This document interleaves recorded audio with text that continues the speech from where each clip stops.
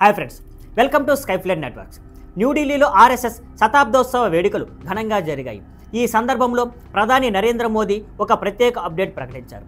ఆయన స్మారక postal stamp మరియు 100 రూపాయలు ప్రత్యేక నాణ్యంని విడుదల చేశారు.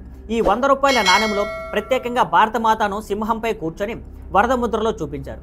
ముందుకు ఉంచిన స్వయం సేవకులు ఆమెకు నమస్కరిస్తూ కనిపిస్తారు. ఇది స్వతంత్ర భారతదేశంలో మొదటిసారి భారత్ మాతాను నాణ్యంలో చూపించిన ఘనత. అంతేకాకుండా వేడుకలో ఆర్ఎస్ఎస్ స్వయం సేవకులు 1963 రిపబ్లిక్ డే పెరేడ్లో పాల్గొన్న ఫోటో స్టాంపు కూడా రిలీజ్ చేశారు. ఇది ఆర్ఎస్ఎస్ దేశ నిర్మాణంలో హిస్టారిక్ పాత్రను గుర్తు చేస్తుంది.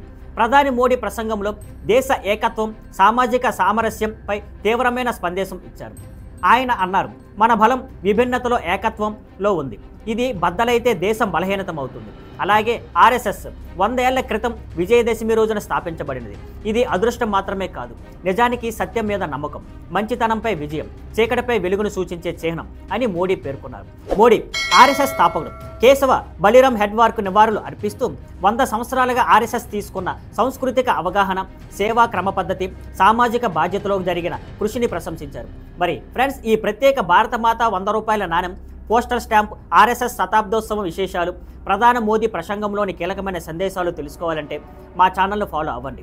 See you on Skyflight networks. Thank you for watching. Please like, share and subscribe.